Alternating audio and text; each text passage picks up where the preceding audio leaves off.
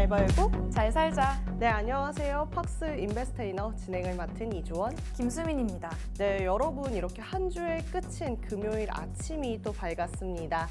한 주를 마무리하는 만큼 우리 오늘까지 좀 잘 달려서 유종의 미를 좀 거두는 날이 될 수 있도록 우리 인베스트이너가 함께 하도록 하겠습니다.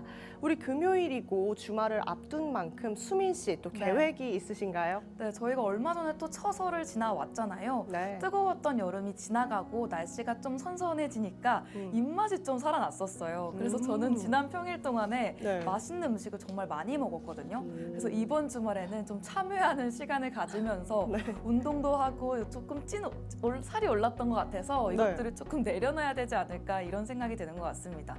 주원 씨는 주말에 뭐 하실 계획이에요? 저는 확실하게 놀 겁니다. 정말 화끈하게 논다라는 말이 맞을 정도로 네. 너무 열심히 놀 거긴 한데요. 네. 놀 때 놀더라도 또 오늘 우리 방송에서 준비한 것들 알차게 전달하고 가야겠잖아요. 네. 저희 오늘 방송에서도 핫 이슈부터 경제 지식까지 그리고 국내 시장, 미국 시장 브리핑까지 준비되어 있으니까요. 이 시간 유용하게 사용해 보셨으면 좋겠습니다. 네, 맞습니다. 우리 시장 알아보기에 앞서서 꼭 짚고 넘어가야 되는 코너가 있죠.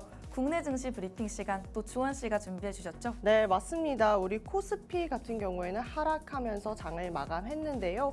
코스피 지수 한번 보도록 하겠습니다. 코스피 1.02% 하락한 2,662포인트의 장을 마감했습니다. 엔비디아 실적이 기대치에 좀 미달하면서 이에 삼성전자, SK하이닉스 하락했고 지수 약세를 끌어가는 모습을 보여줬습니다. 미국 주식시장은 엔비디아 실적 경계감에 차익 실현 매물 출회했고요.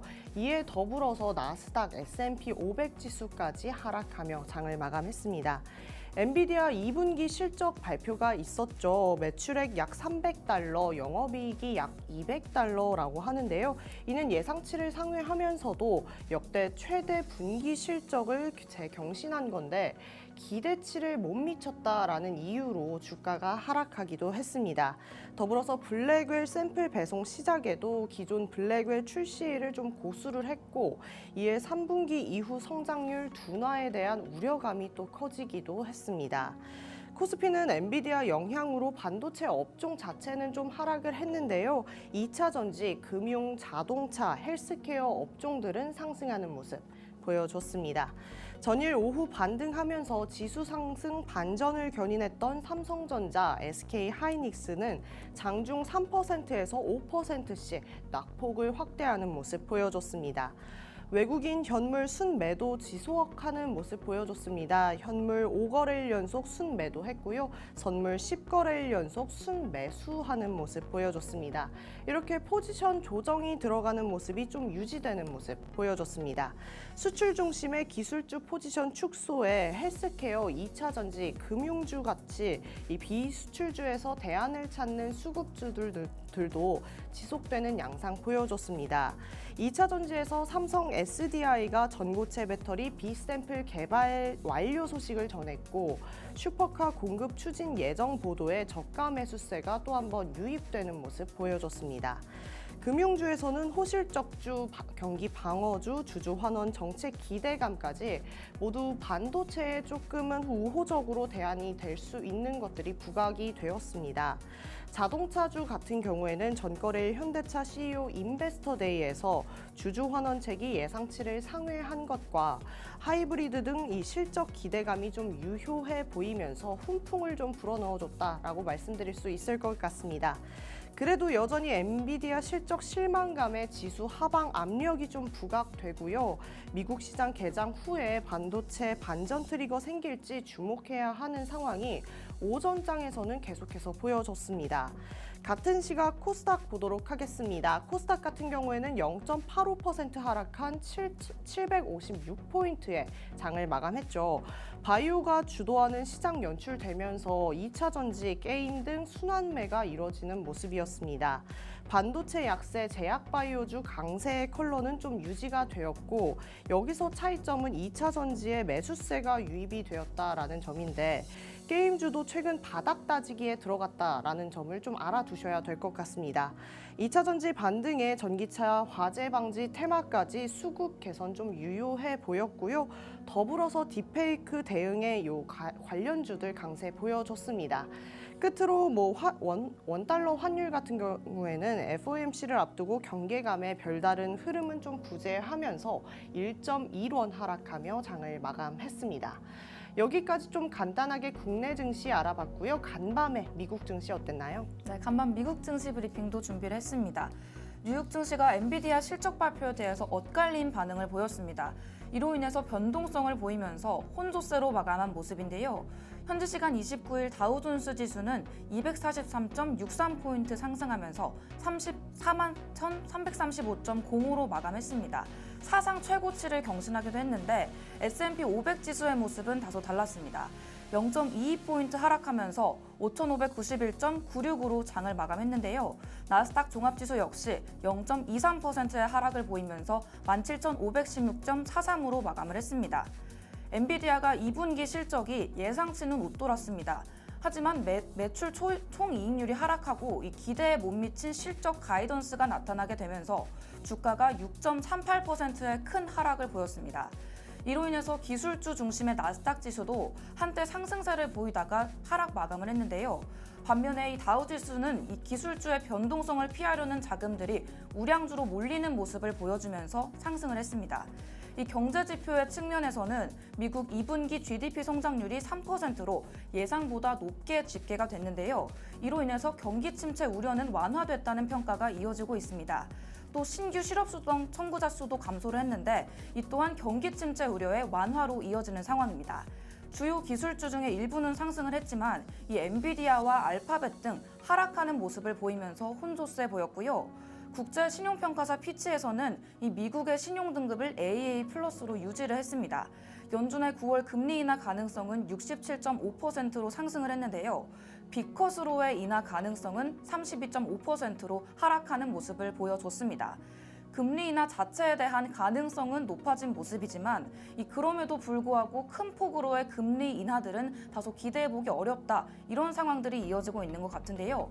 금리 인하에 대한 의견들이 계속해서 바뀌고 있는 만큼 이 금리 인하에 대한 의견들도 계속해서 지켜보셔야겠습니다. 이렇게 국내 증시와 미국 증시까지 알아봤다면 이제는 우리 시장 이끌어주고 있는 뜨거운 핫 이슈들도 만나봐야 될 것 같은데요.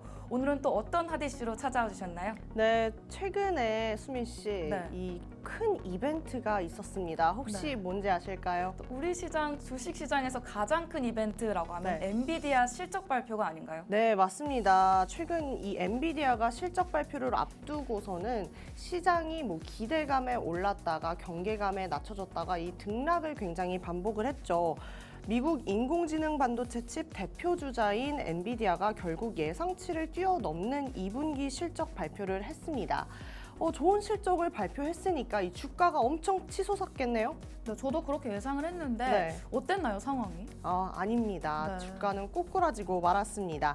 왜 아니었는지는 좀 잠시 후에 말씀드리는 걸로 하고요. 일단은 그래도 엔비디아 우리 칭찬 좀 하고 넘어가도록 하겠습니다. 엔비디아의 이번 실적은 전년 동기 대비 2배 이상 증가한 300억 달러를 기록한 것인데요. 월스트리트 저널은 이 엔비디아가 최근 인공지능 기업들이 어려움을 겪고 있는 상황에서도 낙관적인 전망을 제시해줬다라고 좀 칭찬을 해주기도 했습니다. 그러나 앞서 잠시 말씀드렸던 것처럼 이 실적이 주가 상승으로 이어지지는 않았고 오히려 하락했습니다. 이유는 굉장히 간단합니다. 이 엔비디아에 거는 기대가 너무너무 컸었던 거죠. 엔비디아 실적에 많은 기대를 했는데 예상치 자체는 굉장히 상회를 했을지 몰라도 우리의 기대감 자체에는 하회를 했다라고 볼 수가 있는 겁니다. 블룸버그는 3분기 매출 전망이 가장 낙관적이었던 예상치보다 낮아서 폭발적 성장세는 꺾이고 있다라는 우려를 낳았다라고도 이야기를 했습니다. 거기에 카슨그룹 수석 시장 전략가 또한 이번 실적의 규모가 우리가 보아왔던 것보다는 훨씬 작다라고 얘기하면서 향후 가이던스도 상향 조정되긴 했지만 이전 분기와 같은 수준은 아니었다라고 하며 이번 실적 시즌에 대한 실망감을 좀 표현하기도 했습니다. 게다가 실적 발표 후에 투자자들을 대상으로 한 이 어닝콜에서 엔비디아는 차세대 AI 반도체인 이 블랙웰의 생산 지연설을 사실상 인정하는 모습을 보여줬습니다. 시장에서는 당초 블랙웰이 올해 3분기부터 본격적으로 출하될 것을 예상을 했는데 엔비디아는 올해 3개월 동안 수십억 달러의 매출이 발생하기 시작할 것이라고 전망을 했습니다. 따라서 이날 어닝콜에서 젠슨 황은 블랙웰 샘플이 파트너와 고객에게 배송이 되고 있고 이 AI용 스펙트럼 X 이더넷과 엔비디아 AI 엔터프라이즈 소프트웨어는 상당한 규모의 새로운 제품 카테고리로 우리는 프로티어 AI 모델 개발부터 소비자 인터넷 서비스 회사 그리고 기업 고객까지 지원하고 있다라고 덧붙이기도 했습니다. 어쨌든 이번 실적 발표로 엔비디아가 보여준 의의는 그래도 따로 있는 것 같습니다. 여전한 AI의 열풍이 아닐까 싶은데요. 사실상 AI 거품론이 좀 제기가 되면서 이 시장의 불안감이 굉장히 상승을 했습니다. 그런데 이번 실적 발표로 어느 정도는 잠재울 수 있다라고 예상이 되면서 빅테크의 실적이 AI에 힘입어 늘어나고 있는 것은 사실상 맞다라는 것을 입증해 준 것이 되겠습니다. 이런 AI에 대해서 우리 수민 씨의 생각은 또 어떠세요? 네, 유난히 AI주들을 보면 기대감이 선반영되면서 오히려 실적 발표 이후에 이렇게 떨어지는 모습들을 보여주는 주식들이 많은 것 같다. 이런 생각이 드는 것 같습니다. 아무래도 이 AI에 대한 관심도 많고 네. 기대감도 많아지다 보니까 이 AI 버블이다, 선반영돼서 하락했다 이런 안 좋은 모습들도 보여주고 있는 것 같은데요. 네. 그럼에도 불구하고 이번에 엔비디아 실적 자체는 좋은 모습을 보여줬던 만큼 정말로 이 거품을 잠재워줄 수 있는 기회가 됐으면 좋겠다는 생각이 듭니다.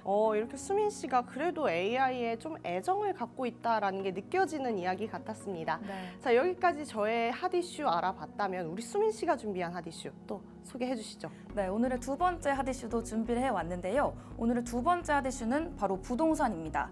오늘의 핫 이슈가 부동산인 이유, 바로 자재비와 인건비 폭등으로 인해서 아파트 건설 수익성이 약화되고 있기 때문인데요. 올해 상반기 국내 주요 건설사들의 매출 원가가 크게 상승을 했습니다. 이로 인해서 건설업계도 큰 어려움을 겪고 있는 상황인데요. 9개 대형 건설사의 매출 원가 합산액이 1년 전보다 무려 6조 원 상승했습니다. 이런 상황에서 건설사들이 어떻게든 수익성을 유지하기 위해서 노력을 하고 있는 상황인데 쉽지만은 않은 상황입니다.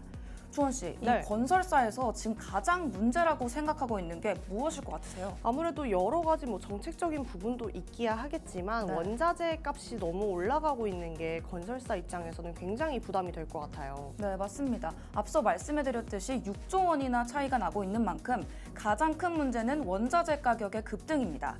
건설의 필수적인 자재들, 특히 레미콘이나 시멘트, 철근 등의 가격들이 최근 3년간 35%나 올랐다고 합니다.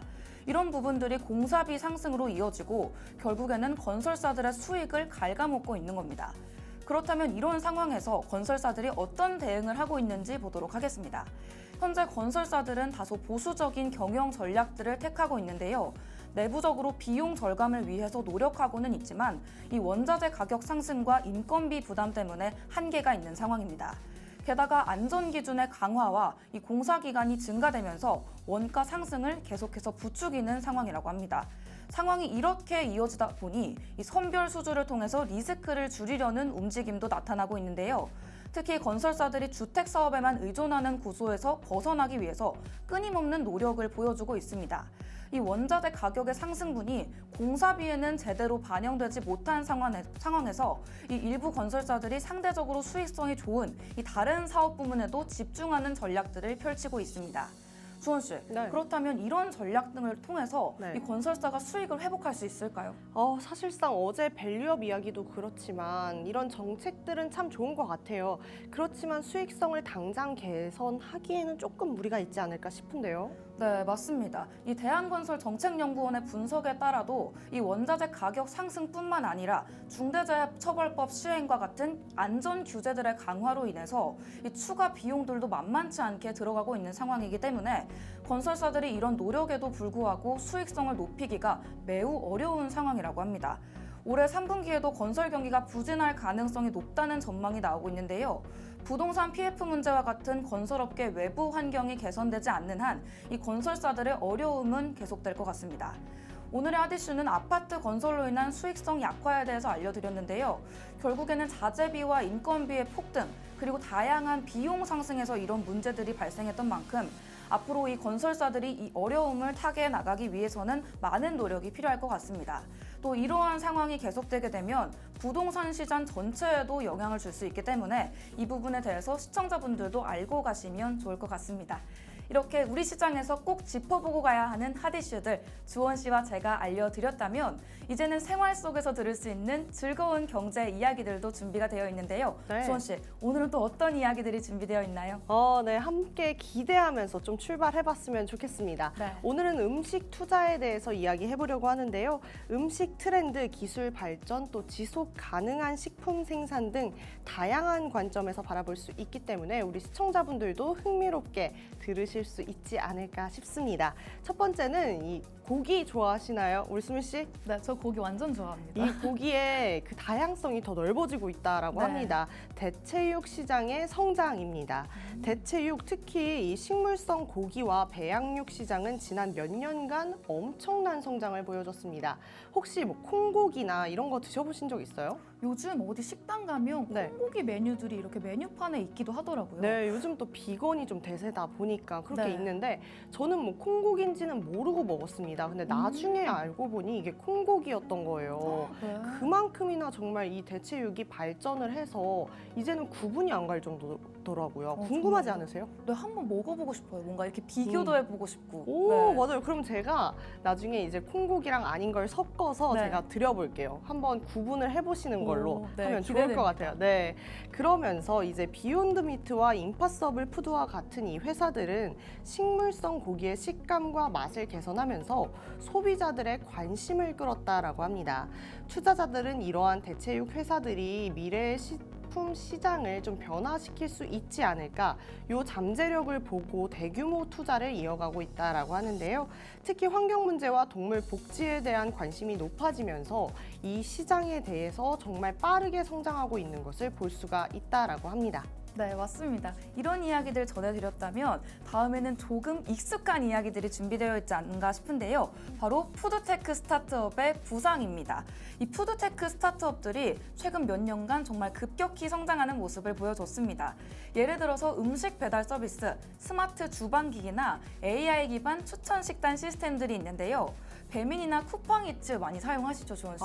너무 많이 사용하죠. 네, 이런 기업들, 또 외국에서는 우버이츠 같은 회사들이 수십억 달러의 투자를 받으면서 시장을 선도하고 있습니다.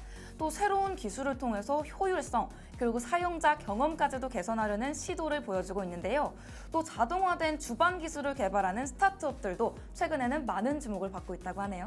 이렇게 효율성 이야기를 하니까 네. 참 식사 시간까지도 잘 효율하려고 하는 이 현대인의 모습이 좀 보여지는 것 같기도 하네요. 네. 그래서 이 흐름을 가져가면서 맞춤형 영양과 건강식품 이야기 해보도록 하겠습니다.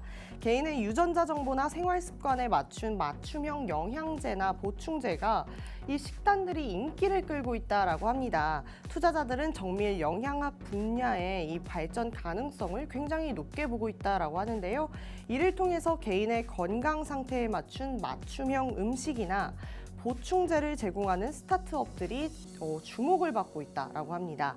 예를 들어서 DNA핏 같은 회사는 개인의 유전자 정보를 분석해서 맞춤형 다이어트와 운동 프로그램을 제공하고 있다라고 합니다. 와, 맞춤형 다이어트까지 나오다니 정말 세상이 스마트해지고 있지 않나 싶은데요. 네. 이 농업 기술에도 예외가 없었습니다. 스마트 농업 기술도 최근 정말 많은 발전세를 보여주고 있는데요. 스마트 농업 기술에 대한 투자도 증가하고 있는 상황입니다. IoT와 AI, 드론과 빅데이터를 활용한 농업 기술들이 사용되고 있는데요. 효율적인 자원의 사용도 가능할 뿐만 아니라 이 작물 수확량의 증대, 그리고 환경에 주는 영향까지도 최소화하고 있다고 합니다. 이런 기술들을 개발하는 스타트업들이 전통적인 농업 방식에서 벗어나서 혁신을 보여주고 있고요. 더 지속 가능한 방법들로 식량을 생산할 수 있는 가능성을 제시하고 있다고 합니다.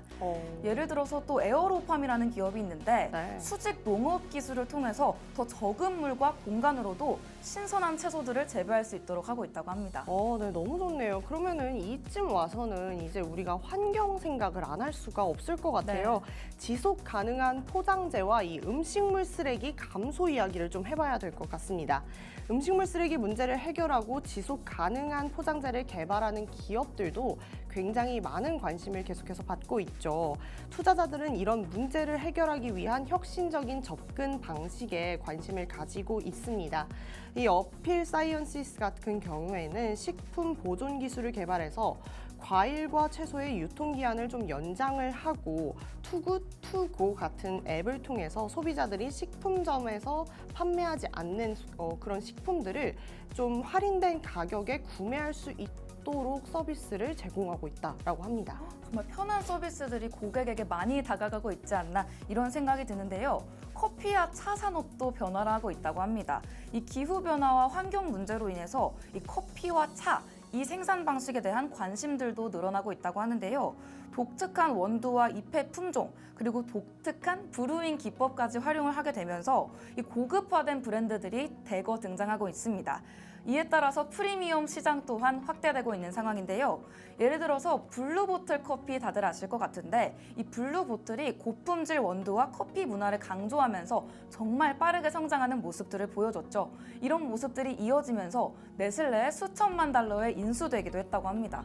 네, 좋습니다. 오늘 이야기해드린 이 6가지 이야기들은 현재 식품 관련 시장에서 일어나고 있는 이 중요한 변화와 투자 트렌드를 잘 보여주는 이야기들입니다. 음식 산업은 변화와 혁신이 계속해서 일어나는 분야이기 때문에 앞으로도 다양한 투자 기회가 있지 않을까 싶습니다.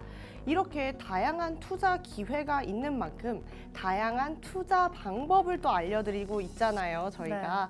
저희 유튜브에 들어가셔서 팍스탁 치시면 여러분들의 좀 수익화를 시켜줄 수 있는 우리 전문가들 이야기와 저희 인베스테이너의 재밌는 이야기까지 함께 시청하실 수 있겠습니다. 또 방송에서만 제공하고 있는 이 QR로 제공하고 있는 팍스 통신망 있잖아요. 우리 수민 씨가 소개 한번 부탁드릴게요. 네, 맞습니다. 저희 생경이 시간에서도 말씀을 드렸듯이 예전에는 이 배달의 민족이 있을 거라는 생각 여러분들 못 하셨을 거라는 생각이 드는데요.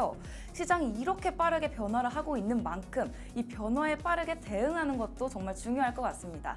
장 개장 전부터 정말 빠른 소식들로 이 변화에 쉽게 대응할 수 있도록 도와드리는 공간이 바로 이 팍스 통신망이지 않을까 싶은데요. 지금 방송 하단에 나가고 있는 QR코드 스캔해 보시면 변화에 조금 더 빠르게 대응하실 수 있도록 저희 팍스 통신망에서 알찬 정보들 제공해드리고 있으니까요. 아직 참여하지 않으신 분들 있다면 지금 바로 들어와 보시면 좋을 것 같습니다. 네, 이렇게 저희는 또 2부에서 바로 인사를 드리는 걸로 하고요. 그때까지 채널 고정!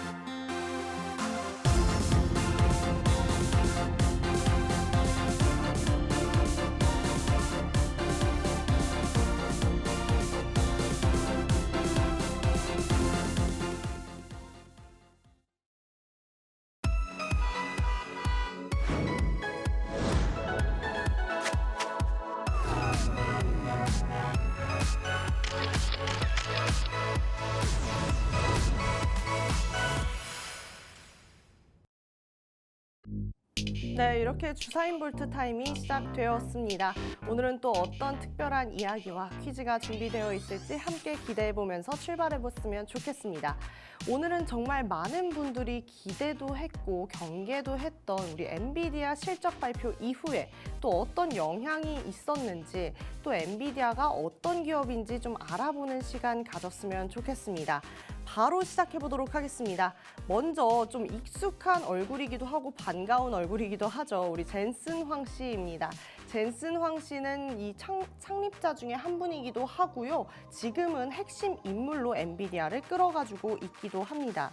엔비디아는 아시겠지만 반도체 전기회로 설계 업체이고 상장은 1999년에 했습니다. 지금은 미국에서 나스닥과 S&P 500에서 쟁쟁한 기업들과 함께 경쟁을 하고 있는데 그 중에서도 우리 대장님 역할을 좀 하고 있다라고 말씀드릴 수도 있을 것 같습니다. 자, 이제 지금 보시는 게 이 미국 각지에 있는 엔비디아의 본사들의 모습입니다. 저는 사실 굉장히 멋지고 막 어마어마한 디자인이 되어 있는 막 건물일 줄 알았는데 생각보다는 좀 단조로운 모습이긴 합니다. 하지만 그 규모는 어마어마해 보이긴 합니다. 어쨌든 이 1999년에 상장한 엔비디아 제품의 성공으로 엔비디아는 마이크로소프트의 엑스박스 게임 컨솔용 그래픽 하드웨어 개발 계약을 따냈고 이로 인해서 엔비디아는 2억 달러의 수익을 얻었습니다. 그런데 이 프로젝트로 인해서 최고 엔지니어들이 상당수가 다른 프로젝트에서 멀어지게 되었지만 단기적으로 이 문제가 이 엔비디아에게 영향을 미치지는 않았습니다. 그러면서 지포스2 GTS는 2000년 여름에 출시를 또 했죠. 1990년 중반부터 2000년까지 해당 분야에서 활동을 했고 2001년 S&P 500 주가지수에서 퇴사하는 엔론을 대체하기 위해 엔비디아를 선택하기도 했습니다. 그렇다면 좀 본격적으로 우리 엔비디아의 역사를 알아보면 좋겠습니다. 2020년부터 시작하도록 하겠습니다. 5월에는 엔비디아가 큐뮬러스 네트워크스를 인수한다라고 밝혔습니다. 그리고는 당시 전 세계적인 코로나 바이러스 전염병으로 인해서 부족 문제를 좀 해결하기 위해 오픈소스 인공호흡기를 개발하기도 했습니다. 같은 해 7월이죠. 엔비디아가 소프트뱅크 그룹과 영국 기반 칩 설계업체인 Arm을 320억 달러에 인수하기로 협상 중이라고 보도했습니다. 그 이후로도 여러 기업과 타이트한 일정 속에 많은 실적을 좀 내주었고 2023년 10월 엔비디아는 2025년 판매 시작을 목표로 하고 있는 이 마이크로소프트 윈도우 운용 체제용 ARM 기반의 중앙 처리 장치 설계를 시작했다고 보도하기도 했습니다. 그럼 지금 현재인 24년도도 한번 보도록 하겠습니다. 올 1월에는 포브스에서 미국 국회의원들이 인공지능 규제 제한을 고려함에 따라서 워싱턴 DC에서 이 로비가 시작됐다라고 보도가 됐는데요. 이런 로비 활동에서 로비 활동이 미국에서 합법인 거는 모두 알고 계시죠? 2023년부터 2024년까지 이 회사는 미국 국무부와 재무부를 포함한 기관에서 전문적 배경을 가진 정부 업무를 최소 4개를 고용했다라고 알려져 있는데 여러 주요 기술 기업에 비해서 적은 금액을 투자했다라는 게 좀 관전 포인트인 것 같습니다. 2월에는 다른 기술 고용주들이 규모를 축소하고 있는 시기에 흥미로운 일자리와 이 좋은 급여를 제공했다 이런 이유 때문에 실리콘밸리에서 인기 고용주로 보도가 되었다라고 합니다. 또 이어서 3월에는 미국 역사상 3번째로 시가총액 2조 달러를 초과하는 기업이 되기도 했습니다. 엔비디아는 1조 달러를 2조 달러로 높이는 데 있어서 180일밖에 걸리지 않았습니다. 처음 두 회사인 애플과 마이크로소프트는 각각 500일 넘게 소요가 되었거든요.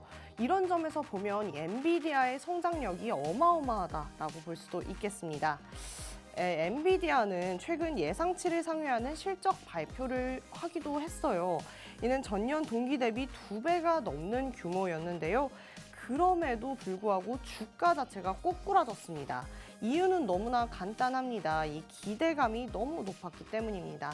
시장이 엔비디아에게 거는 기대감이 얼마나 높았는지 이번 사태로 좀 알 수가 있는 것 같습니다.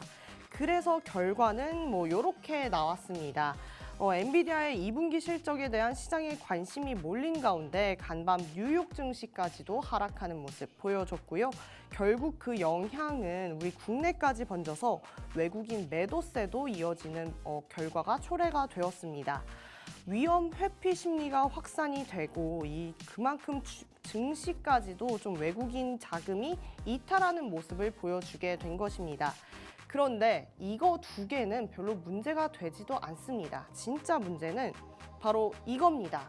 요 이야기인데요. 이거 어떻게 할까요? 엔비디아 영향에 이 삼성전자와 하이닉스가 급락해버리고 말았습니다. 삼성전자 한번 볼까요? 삼성전자 이날 3.66% 하락하면서 73,600원에 장을 마감했습니다. 엔비디아가 실적은 좋았지만 어쨌든 기대치에 부합하지는 못했고 거기에 차세대 AI 반도체인 블랙웰 출시 지연도 사실상 인정을 해버리면서 실적은 서프라이즈였지만 시장 반응은 쇼크인 수준을 좀 초래를 했죠. 같은 날 삼전 친구인 우리 하이닉스도 한번 볼까요? 이 하이닉스도 똑같습니다. 6.53% 하락한 16만 7,600원에 장을 마감했습니다. 뭐 얼마 전까지만 해도 20만 닉스 돌파했습니다. 이런 이야기를 좀 전달해드렸던 것 같은데 이렇게 확 떨어지는 것을 보면서 참 우리 시장 너무 가볍다라는 생각이 좀 많이 드는 그런 하루가 아니었나 싶습니다. 그래도 우리 하이닉스 다른 모멘텀들이 좀 존재하기는 합니다. 바로 세계 첫 10나노급 6세대 D램을 개발하고 연내 양산 준비 소식을 전달한 것입니다. 그래도 이렇게 하이닉스가 HBM으로든 뭐 램으로든 좋은 소식 보내주는 게 정말 중요하고 좀 다행이다라는 생각이 드는 부분인 것 같습니다. 어쨌든 뭐 SK 하이닉스와 삼성전자가 좀 많이 화두가 되고 두각이 되는 부분이 있지만 그래도 엔비디아에게 좀 영향을 받는 관련주는 또 있습니다. 바로 YC인데요. 상승 하루 만에 6% 급락을 피하지를 못했습니다. 이 헤드라인 보시면 이 YC 왠지 오늘만은 좀 욕처럼 들리지 않나요? 크지 않은 규모의 종목이고 이런 이슈에 크게 반응하는 것으로 보여집니다. 하지만 반대로 좀 비슷한 규모이기는 해도 주가 저항이 강한 친구가 또 있는데요. 그 친구가 바로 제우스입니다. 이 제우스는 지금 습식 세정 장비 위주로 좀 사업을 하고 있기는 한데 다른 기업들에 대비해서 조금 아쉬운 주가 흐름을 보여주는 친구이긴 해요. 물론 폭락 후에 빠르게 올라와준 친구긴 하지만 쉽게 반등하기는 좀 어려워 보입니다. 좀 여기까지 오늘 엔비디아에 대한 이야기를 해봤고 또 국내 증시에 엔비디아가 또 어떤 영향을 미칠 것 같은지 또 그 영향을 받을 관련주들은 어떤 게 있을 것 같은지 좀 얘기를 해봤는데 여기쯤에서는 우리 수민 씨의 이야기가 또 듣고 싶습니다. 네. 우리 수민 씨, 평소에 엔비디아를 좀 어떻게 보고 계셨어요? 일단 제가 노트북을 사용하고 또 컴퓨터를 사용하잖아요. 네. 예전에는 몰랐는데 이 엔비디아 로고가 우측 하단에 있더라고요. 오, 진짜요? 그래서 정말 반갑게 느껴졌었는데 예전에는 이 엔비디아에 대한 관심이 저조했다면 지금은 과도하게 쏠리고 있는 상황이 아닌가 싶어서 좀 걱정이 되기도 하는 것 같습니다. 좀 걱정 어린 눈으로 엔비디아를 바라보고는 있었다. 네. 저도 그렇고 세란 씨도 그렇고 이 실적 발표 전부터 굉장히 불안했습니다. 네. 사실 실적 자체는 잘 나올 게 맞는데 정말 이 시장 내 기대치를 충족시켜줄 수 있는 넘어서진 네. 못해도 못해도 충족시켜줄 수 있는 실적이 나올까 이렇게 걱정하는 마음으로 바라봤던 것 같아요. 네. 그러면 이번 실적이 우리 수민 씨 기대치에게는 좀 부합이 됐나요? 아무래도 주가 자체가 하락하는 모습을 보여줬다 보니까 실적 발표에서 아무리 좋은 모습을 보여줬다고 하더라도 조금 아쉬운 마음이 드는 건 없을 수가 없는 것 같은데요. 네. 그럼에도 불구하고 이 엔비디아가 이 주가 하락폭을 만회하기 위해서는 네. 앞으로 정말 많은 노력을 해줬으면 좋겠다. 우리 젠슨 왕님이 힘내주셨으면 좋겠다. 맞아요. 이런 생각이 드는 것 같습니다. 아까 이렇게 검은 옷을 입고 이렇게 인자하게 웃고 네. 계셨는데 지금 열심히 머리를 쥐어짜내면서 일하고 계시지 않을까 싶습니다. 엔비디아 실적 발표로 인해서 그러면은 노려볼 만한 국내 기업이 있다, 뭐 이런 게 있으세요? 네, 아무래도 주원 씨가 말씀해 주셨듯이 우리 국내 반도체 기업들도 크게 출렁이면서 하락하는 모습들을 보여줬던 만큼 네. 지금은 엔비디아가 출렁이고 있기 때문에 이 부분에 대해서도 같이 조심하는 모습들을 보여주는 게 좋을 것 같다는 생각이 듭니다. 네, 맞습니다. 보통 이제 시각이 이런 시각이고, 저 같은 경우에는 엔비디아 실적이 잘 나온 거에 대해서는 인정을 하는 부분이 있습니다. 네. 하지만 좀 아쉬운 게 맞긴 하죠. 하지만 뭐 국내에서도 그렇고 엔비디아의 그 AI의 거품론이 굉장히 제기가 되었잖아요. 네. 그런데 엔비디아 실적 발표가 이번에 좀 요 거품론을 잠재우기는 하지 않을까 싶어서 국내에서도 AI 관련주들은 좀 눈여겨봐도 되지 않을까? 네. 이런 생각을 하게 되는 것 같습니다. 그렇다면 AI 과연 거품일까요? 예전에도 닷컴 버블에 대해서 제가 수민이 시간에도 이야기해드린 적이 있었는데 네. 그때 이 워렌 버핏님은 이걸 다 피해갔다고 하더라고요. 오, 정말요? 그래서 제가 또 지금 워렌 버핏이 투자하고 있는 분야들을 살펴봤는데 네. 여기에 AI가 조금 빠져있는 모습들을 보여주는 것 같았습니다. 어. 최근에 워렌 버핏이 애플을 매도하기도 했었고 네. 내가 잘 모르는 분야에는 투자하지 않겠다 이런 명언을 또 남기신 분이니만큼 네. 우리도 이 AI에 대한 실체가 제대로 파악되기 전에는 네. 조금씩 조심하는 모습을 보여줘야 되지 않을까.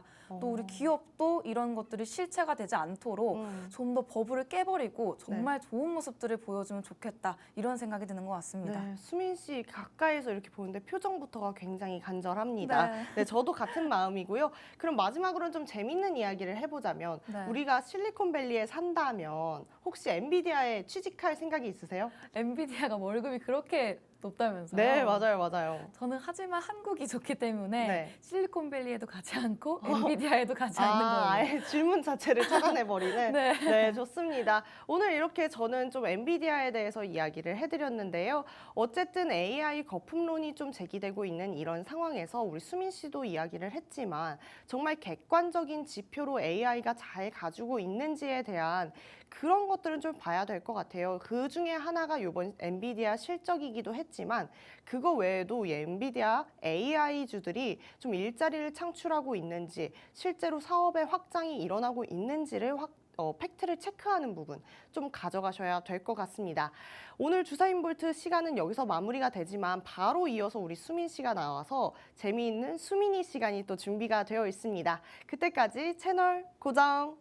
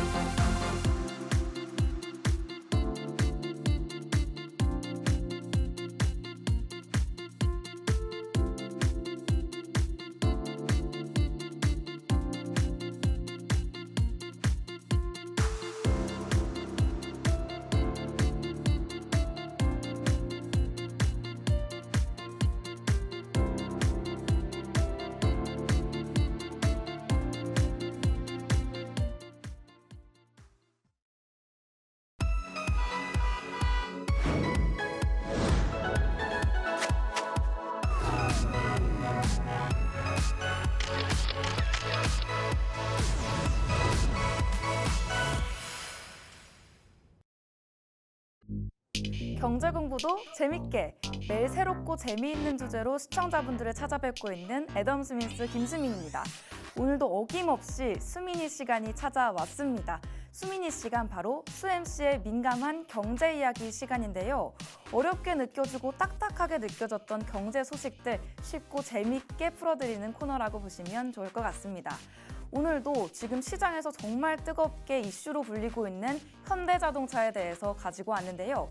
오늘은 이 현대자동차의 앞으로의 전략에 대해서도 알아보고 최근 전기차 캐즘 우려를 타파하려는 이 현대자동차의 전략에 대해서도 알아보려고 합니다. 이 새로운 중장기 전략인 현대웨이를 발표한 게 오늘의 골자인데요. 이 전기차 시장에서의 도전, 그리고 이 글로벌 모빌리티의 리더로서의 도약, 그리고 수소 에너지까지 오늘은 이 현대차의 전략과 목표들을 살펴보면서 퀴즈도 함께 풀어보려고 합니다. 여러분들의 집중력 그리고 경제 상식까지 오늘 이 시간에 테스트해보시면 좋을 것 같은데요. 들어가기 전에 오늘의 첫 번째 문제부터 알려드리고 가야 될 것 같습니다. 이 현대차가 향후 10년간 투자하기로 한 금액을 발표했는데요. 이 금액이 정말 어마어마합니다. 오늘의 첫 번째 문제로 넣은 이유가 있는데 이 수치가 우리 주원 씨 약간 예상이 가시나요? 예상뿐만 아니라 제가 조금 미리 네. 좀 밑밥을 깔자면 네. 제가 항상 말씀드리죠. 효자 종목, 저희 효자 종목이 현대차다. 그만큼이나 사실 오늘 주제는 제가 했어도 됩니다. 그 정도로 제가 네. 잘 알고 있기 때문에 네. 우리 현대차가 얼마 전에 있었던 인베스터 데이에서 120조 정도를 투자를 해서 이 네. 하이브리드 차량을 굉장히 많이 발전을 시키겠다라고 한 것이 네. 우리 투자자들의 심리를 확 끌어올렸었죠. 네, 맞나요? 맞습니다. 정답! 120조 5천억 원인데요. 우리 주원 씨가 정확하게 말씀을 해주셨습니다. 우리 주원 씨의 효자 종목이었던 모습들이 계속해서 지금 현대차에서도 보여주고 있는 것 같은데요. 현대차가 투자 금액을 이렇게 높인 만큼 현대웨이라는 새로운 전략에 대해서도 먼저 알아보도록 하겠습니다. 첫 번째로 살펴볼 주제가 이 현대차의 중장기 전략인 현대웨이입니다. 이 현대웨이가 향후 10년간의 현대차가 나아갈 방향들을 제시하는 청사진이라고 보시면 좋을 것 같은데요. 현대차가 이 전략들을 계속 이어나가면서 전기차 시장에서의 어려움을 극복하고 글로벌 모빌리티 기업으로 성장하고자 합니다. 이 현대차가 발표했던 투자 계획이 무려 120조 5천억 원이라고 말씀을 드렸죠. 작년에 발표했던 109조 4천억 원보다 약 10%가량 늘어난 금액입니다. 이렇게 늘어난 투자 금액이 주로 어디에 사용되게 될까요? 바로 이 전기차 그리고 하이브리드 차량의 개발 그리고 차세대 모빌리티 솔루션에 집중될 예정이라고 합니다. 이 투자 계획에는 최근 조금 침체되기도 했었던 이 전기차 시장에서 흔히 말하는 캐즘, 즉 대중화가 되기 전에 일시적인 침체기를 극복하려는 이 현대자동차의 의지가 담겨 있지 않나 싶습니다. 현대차가 이 전기차 시장의 캐즘을 넘어서기 위해서 이 하이브리드 전략을 강화하고요. 동시에 전동화 전략까지도 강화하겠다. 이런 포부를 밝혔습니다. 그렇다면 여기서 두 번째 문제 만나봐야겠죠. 여기서 두 번째 문제는 바로 2028년까지 목표로 하는 하이브리드 차, 이 연간 판매량 목표치도 공개를 했습니다. 이 현대차가 공개한 하이브리드 차 연간 판매량 과연 몇 대일까요? 우리 효자 종목 알고 계시는 주원 씨에게 이 연간 판매량도 알고 계시는지 여쭤보도록 하겠습니다. 제가 이 부분을 기아와 현대차를 비교하면서 공부했을 때 좀 생각을 해보면 네. 최근에는 한 70만 대에서 80만 대라고 들었던 것 같은데 네. 뭐 틀릴 수도 있습니다. 하지만 그 언저리였던 것 같아요. 그런데 2028년까지라고 했으면 네. 적어도 100만 대 이상을 좀 목표로 하지 않았을까 싶습니다. 네, 맞습니다. 접근이 좋아요, 우리 주원 씨가. 이미 이 현대자동차의 종목에 대한 이해가 있어서 그런지 이 133만 대, 사실 숫자라서 정답 맞추기 어려울 줄 알았거든요. 네. 근데 100만 대 넘어섰다, 이 부분 정확하게 맞춰주었습니다. 이런 포부를 우리 현대자동차가 밝혔던 만큼 이 캐즘 극복을 위한 현대의 노력도 알아봐야 될 것 같은데요. 이 전기차 캐즘을 극복하기 위한 노력들이 계속해서 이어지는 상황입니다. 이 캐즘을 정면 돌파하기 위해서 이 하이브리드와 전동화 전략, 이 두 가지 주요 전략을 추진하고 있는데요. 먼저 하이브리드 전략부터 살펴보도록 하겠습니다. 먼저 현대차가 2028년까지 이 하이브리드 차량의 차종을 14개로 늘리고요. 연간 133만 대의 판매 목표를 세우기도 했습니다. 현재 7차종에서 2배로 늘리는 계획을 세우고 있는 만큼 소형부터 대형, 그리고 럭셔리 차급까지 다양한 라인업을 통해서 소비자들의 선택폭을 크게 넓힐 예정이라고 합니다. 특히 이 제네시스 브랜드의 모든 차종에 이 하이브리드 옵션을 추가할 것이 계획에 포함되어 있다고 하는데요. 현대차가 단순히 하이브리드 차량의 수를 늘리는 것에서 그치지 않는다, 이런 계획을 밝혔습니다. 2025년에는 차세대 하이브리드 시스템을 양산 차량 등에도 모두 도입하겠다는 입장을 밝혔는데요. 이 시스템들이 기존의 하이브리드 시스템보다 더욱 효율적이고 환경 친화적인 성능까지도 보여주고 있다고 합니다. 다음으로는 전동화 전략입니다. 이 현대차가 전기차 시장에서의 입지를 강화하기 위해서 2030년까지 21개의 전기차 라인업을 선보이고요. 연간 200만 대의 전기차 판매를 목표로 하고 있습니다. 이 목표를 달성하기 위해서 현대차가 배터리 내재화의 속도를 내고 있는 상황이고요. 올해 12월에 완성될 예정인 의왕연구소의 차세대 배터리 연구동, 이게 바로 그 중심에 있다고 합니다. 이를 통해서 이 배터리의 안전성과 효율성을 크게 향상시키지 않을까 기대하고 있는 상황인데요. 여기서 세 번째 문제입니다. 이 현대차가 목표로 하고 있는 2030년 전기차 연간 판매량은 과연 몇 대일까요? 주원 씨에게 여쭤보도록 하겠습니다. 이 부분은 제가 몰랐던 부분입니다. 사실상 제가 항상 말씀드리지만 전기차에 대해서 회의적인 입장을 가지고 있기 때문에 좀 몰랐던 부분이기도 한데 아까 방금 수민 씨가 연간 200대를 좀 목표로 한다라고 200만 대, 200대가 아니죠. 200만 대를 목표로 하고 있다라고 하는 걸 듣고 이건 진짜 포부가 크다라는 생각을 했습니다. 사실상 200만 대가 적은 양도 아닌데 거기다가 이 캐즘이 해소가 되지 않은 상태에서 200만 대는 정말 큰 포부로 이야기를 한 게 아닌가라고 생각이 듭니다. 네, 정답 200만 대 맞았고요. 현대차가 이렇게 정말 큰 포부를 밝혔니만큼 주원 씨와 같은 이 현대차 주주분들은 조금 안심해도 되려나 이렇게 한시름 놓아가시지 않았을까 싶습니다. 이렇게 현대차가 단순히 전기차나 하이브리드 차량에만 그치지 않고 글로벌 모빌리티 리더로서 나아가겠다. 200만 대 팔고서 이제는 캐즘 정면 돌파하겠다. 이런 의지를 밝혔던 만큼 2030년까지 연간 555만 대의 차량 판매를 목표로 하고 있고요. 이 중에 200만 대가 전기차 판매량 목표에 해당을 합니다.